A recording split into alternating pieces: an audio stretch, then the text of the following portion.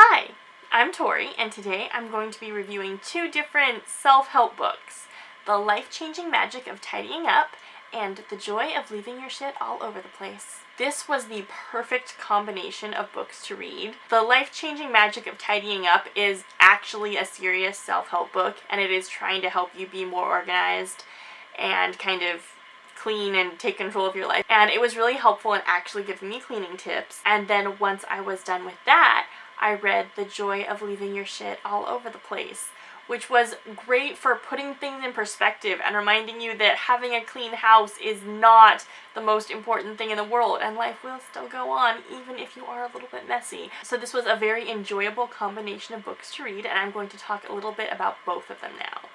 First, The Life-Changing Magic of Tidying Up. So I read this book because it is incredibly popular. It seems like everyone is talking about how to KonMari their apartment, and everyone seems to love it, and I definitely could use some help cleaning. I am not the neatest person, so I thought I would go ahead and give this book a shot. And I did really enjoy reading it. It had a lot of useful information and some things that I did not quite agree with, but I think I did get some useful information out of it. And I also just really enjoyed the author's voice and listening to her view of the world and the way she sees things. It definitely made me want to learn more about Japanese culture. There would be just some things she'd mention that were so different from the way I live and the way that my house is designed. And I would just love to know more about how Japanese houses look. I know that a lot of them are very tiny, and it would just be really interesting to find out more about how day-to-day life is different in Japan than it is in America. It sounded like a lot more adult women lived with their parents than do in America, just because the author would talk about having a client who had a room in their parents' house, and I don't picture a teenager hiring a cleaning consultant without their parents also hiring one. So I thought that was really interesting. I also loved the little bit about having a personal shrine and how I guess all the main religions in Japan, despite their differences, have like shrines and physical charms and things like that. And the author said, it's well known that charms expire after a year, so you should throw them out after that. And she was talking about several different religions at once when she said that, and I'm not really familiar with any of them, so now I definitely want to learn more about those, because that sounded really fascinating. I also loved hearing the author talk about her life, and she had a little bit where she talked about her daily routine and how she unpacked all of her stuff when she got home. And then she talked quite a bit about her childhood and how she loved organizing even when she was very, very little. She sounds like a very quiet, nerdy little person, and it seems like it would be really fascinating to talk to her and get to know her, and that she kind of connects with the world in a really fun and unique way. And I do see why this book is so popular. It's clear that Marie Kondo loves her possessions and wants to treat them with a lot of respect and dignity, and really respects her clients' relationship to their possessions. And I love the idea of deciding to get rid of something based on whether it sparks joy or not. That was the one thing I knew going into this book. Everyone talks about deciding if you like something based on whether or not it sparks joy. And overall, I think that's a really good principle to use when you're deciding if you want to keep something or not. And I also love the way she wants you to handle all of your possessions so you can really get the feel of whether it sparks joy or not. And she also spends a lot of time talking to her possessions and worrying about how they might feel and saying it's okay to give it away because it has served its purpose and it's enriched my life and it's led a happy life, and now it's okay to let it go. And I loved how connected emotionally she was with her possessions, and that she would dress up for the house, not for her clients, but for her clients' houses. She wanted to make sure she looked nice.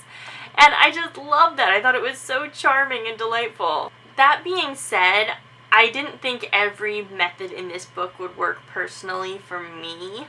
It was really interesting the way she categorized people's possessions when she has them sort things. She has you clean by category, and she organizes those categories into clothes, books, papers, photos, sentimental things, and miscellaneous. And there was actually a really cool Japanese word for miscellaneous that I've forgotten already, but I like that a lot. And some of those categories make a lot of sense, but it feels like she's left out a bunch of stuff, and it just seems like a large percentage of my possessions would have to go in the miscellaneous category because I have many, many more things than the categories she described. And as you can probably tell based on this channel, I am a book lover, so some of her attitudes about books annoyed me a little bit. She didn't think that you should have very many unread books, and she said she once knew a client who had 40 unread books.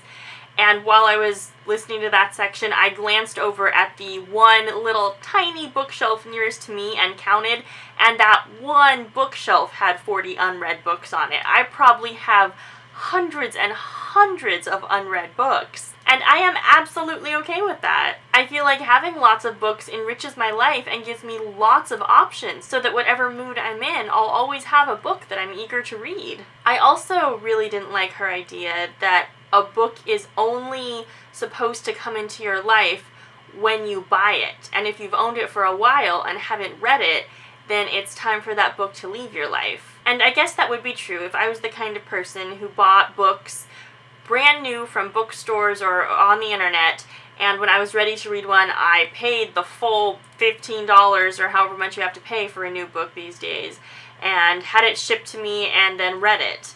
But I don't do that. Most of my books I paid between 25 cents and $1 for, and I got them at library book sales and used book sales and thrift stores and all kinds of random places. And a lot of my books are not new releases. I love my antique books or my moderately old books and all my fun, quirky editions and all of the random things that I come across that I could maybe find on the internet, but maybe not. And because sometimes I'll only pay a quarter for a book, I feel like it's fine to get it and say, okay, I don't plan on reading this in the next 5 years, but after that I might enjoy reading it, and for now I still love having the option to read it, and that's okay. Marie Kondo seemed to really have the attitude that everything is replaceable, that all of your clothes, all of your books, if you don't like it, you can get rid of it and get a new one. And that tells me that she is definitely not someone who likes antiques, and definitely not someone who likes unique collectible things. I have so many books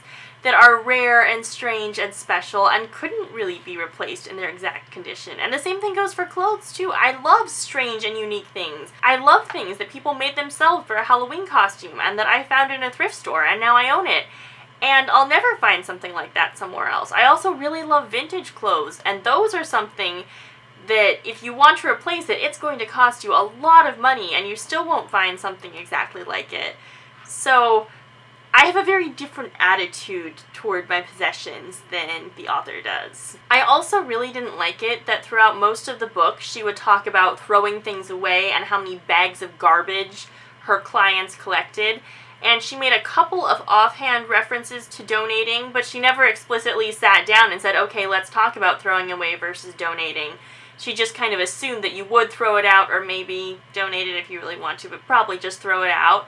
And that seems so wasteful to me. I love shopping at thrift stores. I love all the wonderful things you can find there, and I know there are a lot of people who would love to have the possessions I'm done with. Just because I don't want them anymore doesn't mean they're trash now. And then there are also so many people who are homeless or in a hard financial situation and can't afford new things and would love all these wonderful used things, and to just throw them away like that seems so wasteful. I also didn't quite believe Marie Kondo's claim that you only have to tidy your house once and then you'll never have to do it again. And her basic premise was that if you know where all your things are, then you'll know exactly what you have, and you'll only buy things you need from then on out. But I have so many possessions that I don't need that I love, and they fall into her category of sparking joy, but that doesn't mean that I strictly need them, or that I will not want more in the future, and it just seems very unlikely to me that it would just stay that way. She also never addresses what to do with things that don't bring you joy, but that you still need. She talks about important documents and keeping those, but mostly when she's talking about cleaning, she just says, oh, pick up every object in your house and see if it brings you joy. If it doesn't, get rid of it. And there are lots of things in my house that don't bring me joy, but that I keep.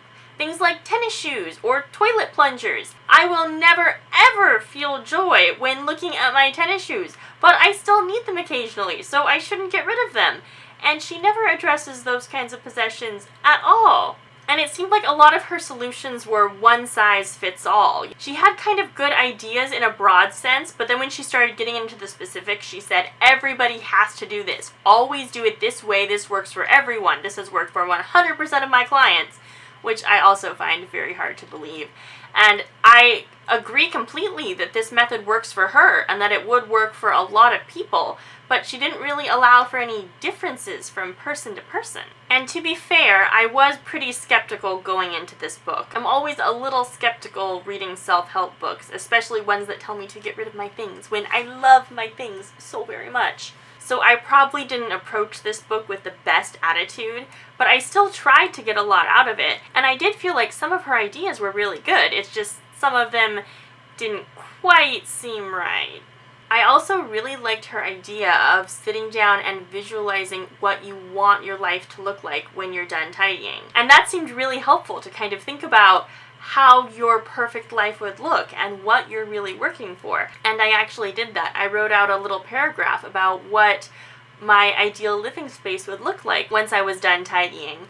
And she focused on not describing the space, but describing how you would interact with that. And I just thought that was such a good idea. So I'm really happy I read this book, and I feel like I got a lot out of it. There were some tidying techniques in it that seem like they will be really helpful and that I am definitely going to implement. And there are also some things that I've learned I definitely do not want to do, but that's helpful information as well. And I also really want to learn more about Japan and Japanese culture now. So once I finished The Life-Changing Magic of Tidying Up, I then moved on to The Joy of Leaving Your Shit All Over the Place by Jennifer McCartney. And this book was just the perfect palate cleanser after The Life-Changing Magic of Tidying Up.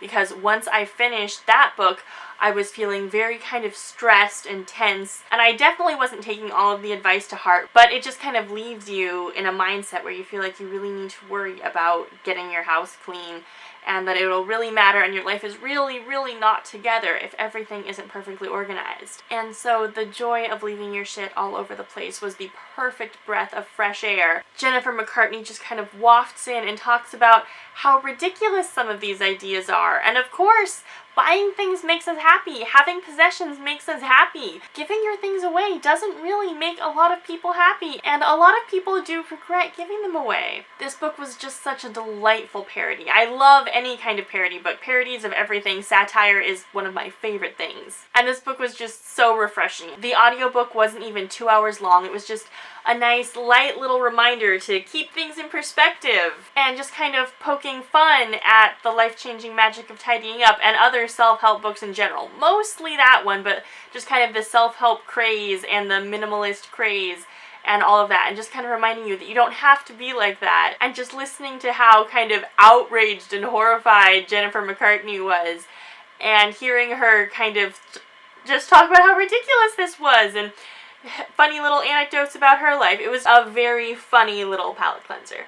So I really enjoyed both of these books, and I would recommend reading them together. They make the perfect combination, because the first one will kind of get you serious and thinking about how you should clean and try to get organized, and the second one will kind of remind you to not take things too seriously and relax and have fun with it, and don't stress out if you do not have the perfect magazine model home. Plus, it is a great satire, and I always love a good parody book. So I thought together these books made a wonderful combination.